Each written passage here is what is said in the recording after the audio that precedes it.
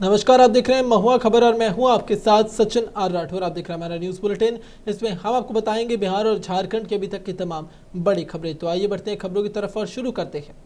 पटना में बीजेपी प्रदेश कार्यालय में आयोजित सहयोग कार्यक्रम के दौरान बिहार सरकार की उद्योग और खेल मंत्री श्रेयसी सिंह ने जनता की समस्याएं सुनी हैं।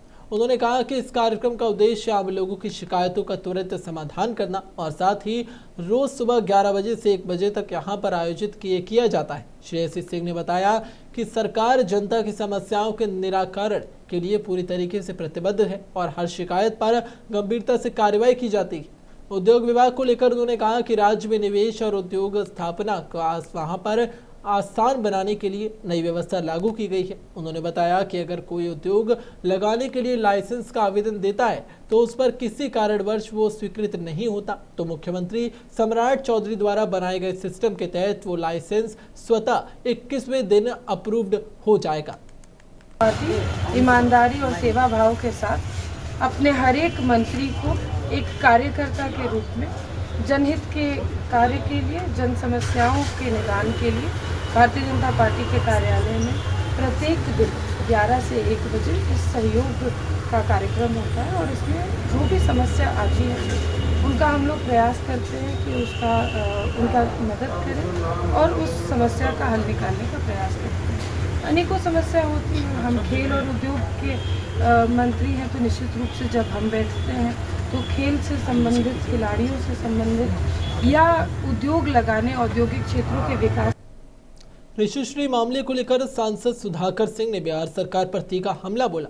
उन्होंने आरोप लगाया कि पिछले 10 वर्षों में राज्य में हुई विभिन्न परीक्षाओं में लगातार बड़े पैमाने पर घोटाले सामने आए। उनके अनुसार पहले टॉपर घोटाले जैसे मामले भी राज्य की शिक्षा व्यवस्था पर गंभीर सवाल खड़े कर चुके हैं। सुधाकर सिंह ने वरिष्ठ आईएएस अधिकारी आनंद किशोर पर गंभीर आरोप लगाए और उन्हें सबसे बड़ा माफिया तक करार दे दिया। उनका कहना है कि शिक्षा विभाग में कथित अनियमितताओं की शुरुआत उनके कार्यकाल में हुई और ऋषिश्री मामले से जुड़ा पहला टेंडर भी उन्हीं के माध्यम से दिया गया। भोजपुर जिले के बिलोटी गांव में सोमवार से भरत तिवारी के आवास पर लगातार लोगों की भीड़ जुट रही है। सुबह से अलग अलग इलाकों से लोग पहुंच रहे हैं, श्रद्धांजलि दे रहे हैं। घर के बाहर माहौल पूरी तरीके से भावनात्मक बना हुआ है और आने जाने वाले लोग तस्वीरों पर माल्यार्पण कर अपनी श्रद्धा व्यक्त कर रहे हैं। स्थानीय लोगों के अनुसार जो भी यहाँ पहुंच रहा है वो न्याय और निष्पक्ष जांच की मांग की बात कह रहा है। भीड़ के कारण गांव में हलचल का माहौल बना हुआ है और सुरक्षा के लिहाज से स्थिति पर नजर रखी जा रही है। इसी बीच मंगलवार को होने वाले श्राद्ध को देखते हुए भरत तिवारी के घर के सामने बड़ा टेंट लगाया गया। आयोजन की तैयारियों को अंतिम रूप दिया गया और बताया जा रहा है कि इस मौके पर बड़ी संख्या में लोगों के पहुंचने की संभावना भी है। स्वयंसेवक भी लगातार सक्रिय है और भीड़ को व्यवस्थित करने में जुटे हुए हैं। देखिए, जिस तरह से बता दें कि भरत तिवारी के गांव बेलौटी में अभी हमारी मौजूदगी है और अभी जो है कल श्राद्ध है, उसको लेकर तैयारियां बहुत की गई हैं। जिस तरह से हम आपको कैमरे की नज़र से दिखाएंगे कि देखिए सामने, देखिए तिरंगा जो है झंडा ऊपर छत पे लहरा रहा है। भरत तिवारी का ये घर है और तिरंगा झंडा जो है सीधे तौर पे लहरा रहा है। थोड़ा आगे जाके दिखाइएगा और देखिए सीधे तौर पे यहाँ पे जो भी आप नज़ारा देख रहे हैं तो लोग जो हैं आ रहे हैं, लोगों का आना जाना यहाँ पे शुरू है। तो सीधे तौर पर यहाँ देखिए बहुत सारे लोग भी हैं, भीड़ भी है यहाँ पे, क्योंकि जिस तरह से भरत तिवारी की जो इनकाउंटर का मामला है वो पूरा एक तरह से आगे बढ़ रहा है। तो सीधे तौर पे हम आपको कल दिखाएंगे कि यहाँ पे उनके ठीक घर के सामने एक चित्र है, आपको दिखाएंगे। यहाँ देखिए बिलौटी जो रामनगीना प्लस उच्च विद्यालय है और यहाँ देखिए आपको दिखाएंगे, यहाँ जो है तस्वीर एक बनाया गया है मिट्टी से, यहाँ पे बनाया गया है। तो लोग आ रहे हैं यहाँ पर। पूरे रुपेश सिंह का नाम लिखा हुआ है। वो तो यहाँ पे अभी नहीं है, बनारस के हैं, बनारस चले गए हैं, लेकिन ये बना के गए हैं। पूरा का पूरा संख्या यहाँ पे रहेगी। इधर से जो देखिए दिखा रहे हैं आपको, ये जो जगह है वहाँ पर देखिए तस्वीरें हैं और सीधे तौर पर लोग जो है धीरे धीरे पहुँच रहे हैं यहाँ पर। और कल श्राद्ध है। माँ हैं तस्वीर के पास, वहाँ रो रही हैं और वहाँ से जो है स्थिति हम दिखा रहे हैं आपको। ये तस्वीरें एक्सक्लूसिव हैं महुआ खबर पे। और वहाँ जो है देखिए जो बेटे हैं भरत तिवारी, उनकी माँ हैं, तमाम लोग यहाँ भीड़ लगाए हुए हैं। सीधे तौर पर आपको हम ये तस्वीरें दिखा रहे हैं कि किस तरह से वहाँ पे देखिए आपको भीड़ बहुत ज़्यादा है यहाँ पे। कुछ कठिनाई भी होगी लेकिन फिर भी हम आपको कोशिश कर रहे हैं कि ये तस्वीरें एक्सक्लूसिव जो है, आज की तस्वीरें हैं, सोमवार की तस्वीरें हैं, वो हम आपको दिखाएं। महापंचायत की भी तैयारी कहीं कहीं हो रही, दूसरे जगह पर भी हो रही है, और सीधे तौर पे आप देखिए तस्वीरों को हम दिखा रहे हैं। क्या कहेंगे, कल श्राद्ध है, क्या कहेंगे? तिवारी जी के बारे में हम लोग यही बोलेंगे कि हम तो आए हैं झारखंड में पलामू जिला से मोटरसाइकिल से। मोटरसाइकिल से ही देखिए, मोटरसाइकिल से आए हैं। मोटरसाइकिल से आए हैं। तो ये इस तरह का लड़का अब के युग में होना बहुत मुश्किल है, जो अपने लिए नहीं लड़ता था, समाज के लिए लड़ता था। इस पर कोई आरोप किसी तरह का नहीं था। आप पुलिस जानबूझ करके केवल उल्लू रखा था प्रशासन का, जितना भी जो फंड आया था। न्याय मिलने की जो बात है, अभी तक न्याय नहीं मिला। न्याय हमरा नहीं लग रहा है कि मिलेगा। जब तक नौजवान आगे नहीं आएंगे तब तक हमको नहीं लग रहा है कि न्याय मिलेगा, क्योंकि न्याय का जो सुपरविजन कर रहा है, जिस पर आरोप है एसपी का, वही इसमें शामिल है। तो कहाँ से न्याय का बात अब सोच रहे हैं कि न्याय मिल जाएगा? तौर पे मामले जो हैं, बहुत सारे लोग हैं यहाँ पे, बहुत सारे से बातें भी हो रही हैं, लेकिन जो मामला है कल श्राद्ध है उस पर देखना होगा, क्योंकि भीड़ काफ़ी इकट्ठी हो रही है। आज से ही भीड़ आनी शुरू हो गई है। महुआ खबर के लिए बिलौटी गांव से संजय श्रीवास्तव। आरा में श्री राष्ट्रीय राजपूत करणी सेना के प्रदेश अध्यक्ष विक्रम सिंह के नेतृत्व में संगठन का बड़ा कार्यक्रम आयोजित किया गया। विक्रम सिंह आरा के बिलौटी पहुंचे और जहां उन्होंने वहां पर सरकार और जांच व्यवस्था पर गंभीर सवाल उठाए हैं। उन्होंने कहा कि श्री राष्ट्रीय राजपूत करणी सेना भरत तिवारी के साथ पूरी तरीके से खड़ी है और न्याय की मांग को लेकर संघर्ष जारी रहेगा। विक्रम सिंह ने न्यायिक जांच टीम पर सवाल उठाए और कहा कि निष्पक्ष जांच केवल कागजों तक सीमित रह जाती है और ये पूरी तरह से खाना पूर्ति बनकर रह चुकी है। उन्होंने आरोप लगाया कि जो भी व्यक्ति अपने हक के लिए आवाज उठाता है, उसे दबाने की कोशिश की जाती है। इस घटना की तो जितनी निंदा की जाए वो कम है। बिल्कुल ये कोल्ड ब्लड मर्डर है। सोचे समझे तरीके से उस बच्चे को मारा गया है, और उसको मरवाने में सबसे बड़ी बात तो ये है कि लोग कहते हैं इनकाउंटर तब होता है, हम जहाँ तक समझते हैं इनकाउंटर में तो दोनों तरफ से गोलीबारी चले। वो तो बेचारा हथियार अपना डाल दिया, और लाइव वीडियो पे वो दिखा रहा है कि वो हथियार अपना डाल दिया है। उसके बाद भागलपुर के जवाहरलाल नेहरू मेडिकल कॉलेज अस्पताल में इलाज में लापरवाही का गंभीर मामला सामने आया है। आपको बता दें कि पूर्वी बिहार के सबसे बड़े अस्पताल में एक गंभीर मरीज को समय पर उपचार न मिलने और उचित दिशा निर्देश के बिना रेफर किए जाने का आरोप लगाया गया। जानकारी के अनुसार मरीज को परिजनों ने वहां पर भर्ती कराया था। यहां पर रजिस्ट्रेशन तो किया गया, लेकिन आरोप है कि डॉक्टर ने मरीज को समुचित इलाज शुरू नहीं किया। परिजनों का कहना है कि अस्पताल प्रशासन ने सिटी स्कैन मशीन खराब होने की बात कहकर मरीज को सदर अस्पताल रेफर कर दिया। सबसे बड़ी समस्या ये रही कि मरीज के पर्चे पर ना तो सिटी स्कैन जांच लिखी गई और ना ही किसी अन्य आवश्यक जांच का उल्लेख किया गया। सर वहाँ हम गए थे तो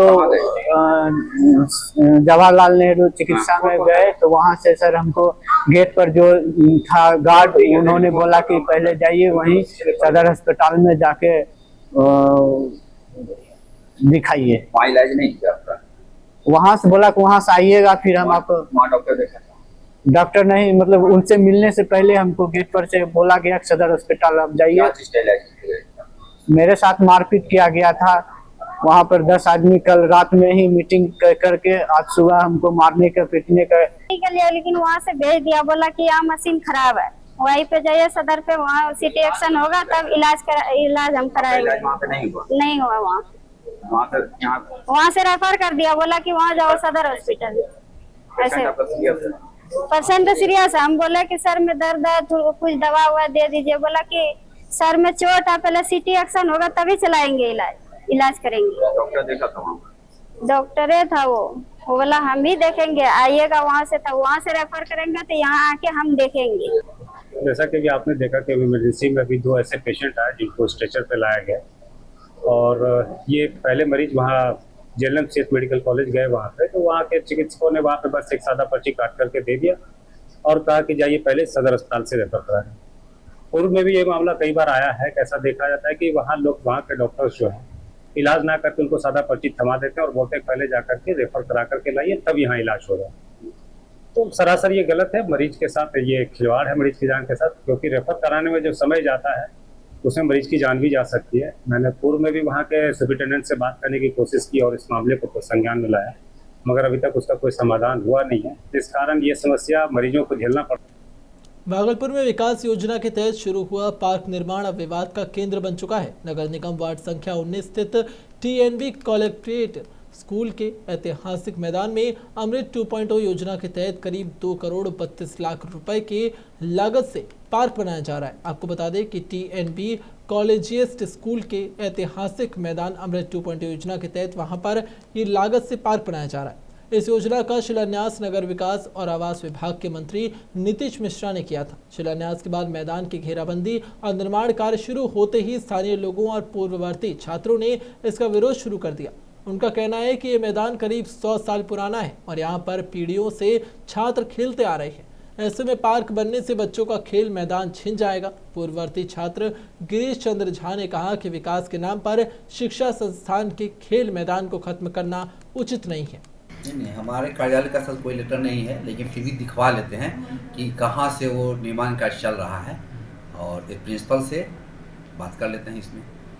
क्योंकि भंग हो जाने के बाद, जबकि अजीत शर्मा जब था तो वो उसकी कमेटी में थे। अभी ये कमेटी बनाने, क्योंकि नया विधायक रोहित पांडे बना हुआ है तो कमेटी नहीं बनी है, तो उनको अगर कोई अथॉरिटी लेटर देता है तो कम से कम एक कमेटी के थ्रू या वहाँ के जो प्रिंसिपल हैं या उनके थ्रू उनको नॉलेज में होना चाहिए। लेख मंगवा लेते हैं, देख लेते हैं क्या है। स्कूल का खेल का ग्राउंड है, बरसों से 140 साल से यह खेल का ही ग्राउंड रहा है। यहाँ के छात्रों के लिए यह ग्राउंड है। हम यहाँ के पूर्ववर्ती छात्र हैं। इस ग्राउंड को अभी फिलहाल नगर निगम के तरफ से, प्रशासन के तरफ से इसको पार्क का रूप दिया जा रहा है। इसके यूटिलिटी को, इसके नेचर को चेंज करना कहीं से न्याय संगत नहीं है, ये विधान के विरुद्ध है। स्पोर्ट्स के निमित्त अगर आप कोई भी इसमें कार्य करवाते हैं, अपलिफ्टमेंट करवाते हैं, तो वो बिल्कुल जायज़ है, एक्सेप्टेबल है। इसमें पार्क बना देना मतलब जनसाधारण के लिए फिर वो हो गया, वो विद्यालय। भागलपुर के बाईपास थाना क्षेत्र में चोरी की घटनाओं ने ग्रामीणों की चिंता बढ़ा दी है। ताज़ा मामला एक किसान के खेत से सिंचाई के लिए लगाए गए मोटर की चोरी का है। पीड़ित किसान राजेश कुमार सिंह ने बताया कि रविवार देर रात अज्ञात चोर उनके खेत में लगे मोटर को चुरा ले गए। किसान के अनुसार मोटर खेत के अंदर लगभग 250 फीट की दूरी पर लगा हुआ था और वहां पर चोरों ने वहां तक पहुंचने के लिए पाइपों को क्षतिग्रस्त कर दिया और पूरे वारदात को अंजाम दिया। आपको बता दें कि घटना की जानकारी मिलते ही डायल 112 को सूचना दी गई। इसके बाद पुलिस टीम मौके पर पहुंची और जांच शुरू की गई। हालांकि पीड़ित का कहना है कि वहां पर सूचना के करीब 3 घंटे बाद भी स्थानीय बाईपास थाना की पुलिस मौके पर नहीं पहुंची थी, जबकि थाना केवल 2 किलोमीटर की दूरी पर स्थित है।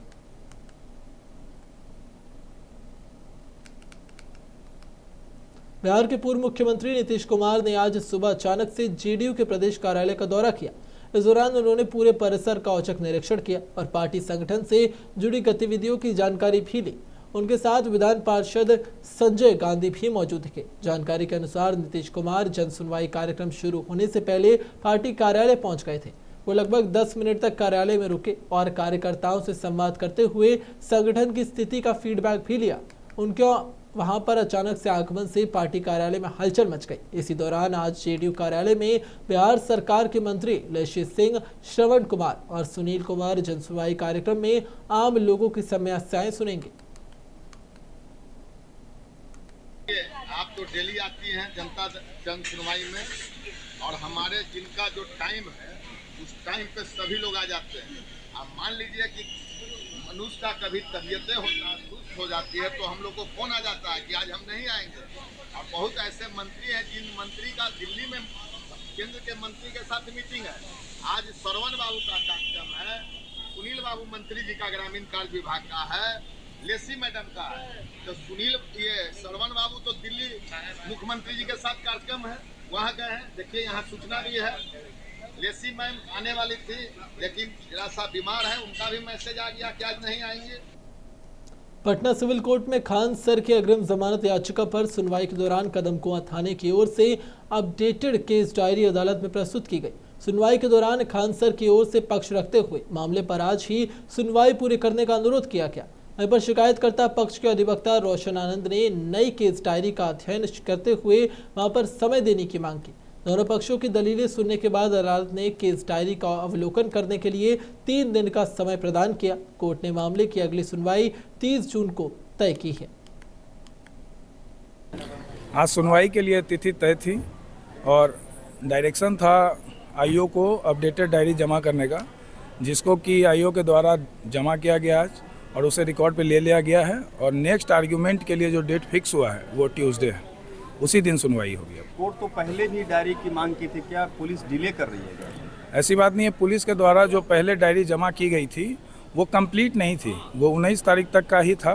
उसके बाद अपडेटेड डायरी की आवश्यकता थी कोर्ट को इस पिटीशन में आदेश करने के लिए, इसलिए अपडेटेड डायरी की मांग की गई। कितने लोग इसमें नामजद हैं? इसमें नामजद खान सर हैं, उनके 2 बॉडीगार्ड हैं, 3 एम्प्लॉय हैं और 10-15 अज्ञात लोग।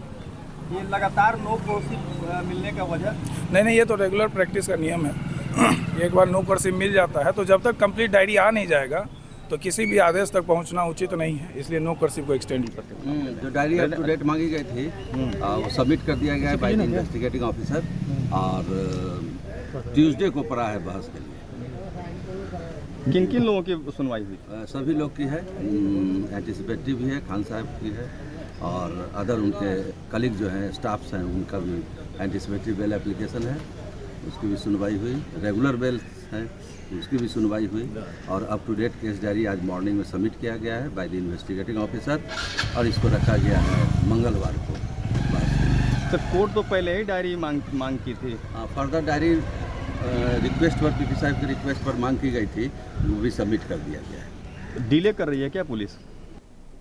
बाढ़ अनुमंडल की ढीवर पंचायत के वार्ड नंबर 2 में चल रहे नाला निर्माण कार्य पर अब सवाल उठने लगे हैं। स्थानीय ग्रामीणों का आरोप है कि करीब 1.5 साल से निर्माण कार्य जारी है, लेकिन अब तक योजना का एस्टीमेट बोर्ड नहीं लगाया गया। इससे योजना की लागत, कार्य अवधि और निर्माण एजेंसी की जानकारी लोगों को नहीं मिल पा रही है। ग्रामीणों का कहना है कि निर्माण में मानकों के अनुरूप सामग्री का इस्तेमाल नहीं किया जा रहा है। उनका दावा है कि नाले में कई ऐसे हिस्सों में निर्माण पूरा होने से पहले दरारें दिखाई देने लगी है।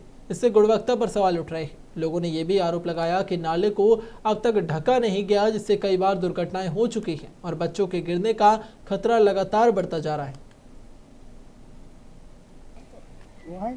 गंगा जी ब्रिज हो लगी। हाँ, गंगा जी ब्रिज से शुरू हुआ है। अच्छा, यहाँ जजरिया टोला तक पहुँचा है। सर सबसे पहले तो ये पूरा क्वांटिटी खराब है एकदम, 2 नंबर क्वालिटी से ही कर रहा है। 8 एक का ढलाई कर रहा है। दूसरा 1 किलोमीटर का ही नाला है, लगभग करोड़ से नीचे का ही है या ऊपर का भी हो सकता है। ये तो अभी तक बोर्ड नहीं टंगाया है सर। बोर्ड टांग देता तो सब क्लियर हो जानकारी मिल जाता है, सब जनता लोग भी जान जाता है।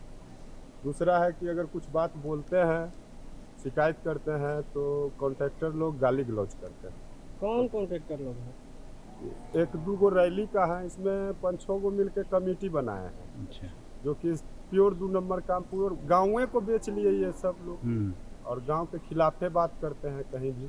आपके दुकान के बगल से नाला बन रहा है, क्या कहेंगे इस पर? क्या करेंगे, इसको झपना दीजिए। अच्छा, बाल बच्चा गिर गया, एजा समूचा गांव के गंदगी सूंघबे ना हमें। एजा घर है, एजा खाई है, एजा पिए रहे है। हमार माल जाल एजा बनते, माल जाल जो गिर जैते तो बचबो करते। तो आप क्या कर रहे हैं इस पर? क्या मांग है आपका? के पैसा मांग रहे हैं? नहीं, मांग आपका सरकार से क्या है? नाली ढकने के लिए नाली कैसा बन रहा है? नाली जैसा बन रहा है, जैसा तो आँखिए से देखिए रहा हो। और बाद में झपना यहाँ से धरिए, आप थोड़ा सा बढ़ा के आप दक्षिण उसको। कौन सा जगह है? ढीवर जगरिया टोला। क्या समस्या है? समस्या क्या है? समस्या यही है कि नाला यहीं तक लाके स्टॉप कर दिया गया। अच्छा, और यहाँ पानी जमेगा, गंदगी फैलेगा तो गंभीर से गंभीर बीमारी भी होगा। बगल में स्कूल है, प्राथमिक विद्यालय, दलित बस्ती है, अनुसूचित जाति का लड़का पढ़ता है। ये नाला कहाँ से शुरू होकर कहाँ तक बनना था? नाला ढीवर गांव से आ रहा है बनके। कहाँ तक बना है? अभी तक तो यही बना है। पूछे हैं बीच में तो बोले हैं कि यहीं तक रहेगा। यहीं तक रहेगा। हाँ, और इसमें और गड्ढा करेंगे जिससे कि अति होगा, क्या होगा? डूब जाए बच्चा, उससे नहीं मतलब। पहला नंबर तो स्लोपिंग होना चाहिए। पानी जमेगा, महामारी फैलेगा। ये स्लोपिंग बनवाइए, ऊपर से ढक्कन लगवाइए, जितना घर माल रहा। क्वालिटी भी सुन रहे हैं कि क्वालिटी में भी, क्वालिटी में तो जांच करवाइए। क्वालिटी कंट्रोल से। क्वालिटी कंट्रोल का जो इंजीनियर होता है ना, उससे जांच करवा लीजिए, क्लियर हो जाएगा। देवस्थान पूर्णिमा के पावन अवसर पर श्री जगन्नाथ सेवा समिति के तत्वाधान में लगभग 300 वर्ष पुरानी धार्मिक परंपरा का श्रद्धा और विधि विधान के साथ निर्वाहन किया गया। इस मौके पर भगवान श्री जगन्नाथ, उनके अग्रज भगवान बलभद्र और बहन देवी सुभद्रा का पारंपरिक शाही स्नान भव्य रूप से संपन्न कराया गया। परंपरा के अनुसार नगर के संत पवित्र जलाशयों से लाए गए जल से तीनों देव विग्रहों को महाभिषेक किया गया। वैदिक मंत्रोच्चार और विधिवत पूजा अर्चना के बीच पूरा मंदिर परिसर भक्तिमय वातावरण में गूंज उठा। इस अनुष्ठान को पुजारी सानु आचार्य, ब्रह्मदेव महापात्र और साथ ही सुमित महापात्र ने संपन्न कराया। शाही स्नान के दौरान बड़ी संख्या में श्रद्धालुओं ने वहां पर उपस्थित होकर भगवान जगन्नाथ, बलभद्र और सुभद्रा के दर्शन किए और आशीर्वाद भी प्राप्त किया।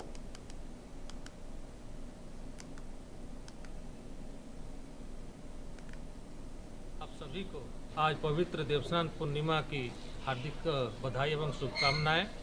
आज सरायकेला जगन्नाथ मंदिर में देवस्थान पूर्णिमा निमित्त पूजा अर्चना किया गया। आज यहाँ काफ़ी श्रद्धालुओं का भीड़ भी रहा और पूरी के तर्ज पर सरायकेला में भी देवस्थान पूर्णिमा जगन्नाथ की रथ यात्रा से पूर्व एक उत्सव मनाया जाता है। आज शाम को जगन्नाथ जी का भोग महाप्रसाद होगा और उसी मान्यता के अनुरूप आज भगवान खट्टा भोग खाने के बाद, खट्टा खाने के बाद वो तबीयत खराब हो जाता है और वो अनसर में चले जाते हैं। 15 दिन का अनसर रहता है और इस दरमियान वैदिक द्वारा उनका चिकित्सा होता है। खबरों का सिलसिला यूं ही जारी रहेगा, लेकिन अभी के लिए इतना ही। देखते रहिए महुआ खबर।